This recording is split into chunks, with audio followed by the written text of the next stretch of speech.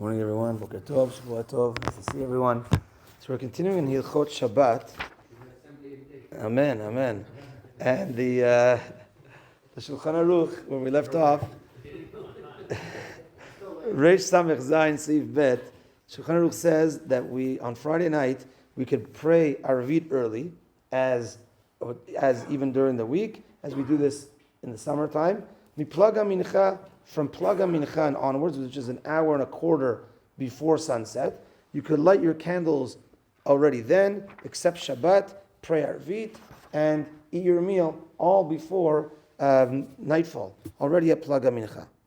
So, just some side points here, 2 points. One is that an interesting halacha is that, let's say there's a bar mitzvah boy that turns 13 on Shabbat, right? So now, let's say it's the summer, so the Friday night service is still daytime, right? Let's say after Plaga Mincha.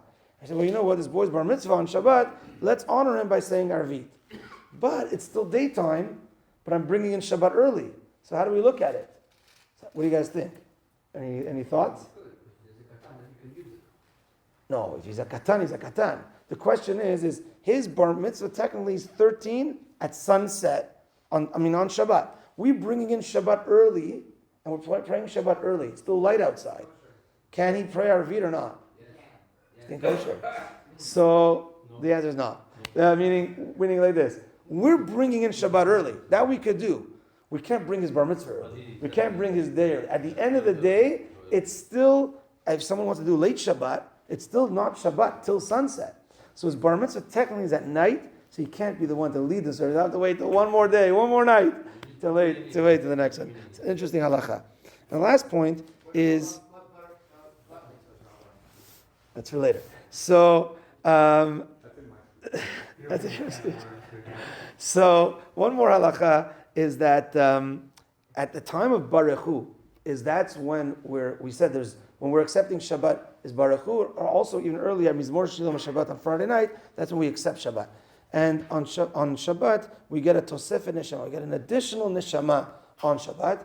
Actually, Rashi in Masechet Betzah tells us that Neshama is like an extra stomach for us to eat more and drink more and enjoy more on Shabbat. It's for the physical way, that Neshama helps. And of course, spiritually, we're elevated even higher on Shabbat. When does that Neshama come? Most say at Baruchu of Friday night. Baruchu of Friday night. And therefore, there's opinions that say one should stand up for the Kaddish of Friday night with the Baruchu, because now I'm accepting a new Neshama, one should stand up for that. That is not the general Moroccan custom. Other Sfaradim do that, but we remain with our custom. We could sit down, but there is a custom that those that stand, especially those that go according to Kabbalah, and actually Rabbi Yasayag, Shlita, in the years of the Kehillah Center, always sitting down, as that was the Moroccan custom. He was also very into Kabbalah, and the last 2 or 3 years before he left, he started standing up, and he announced before, he said, look, I don't want to make everyone have to stand up Friday night Kaddish, but I'm starting to stand Friday night Kaddish, and he would start standing. So some of the shul would, some of the shul wouldn't.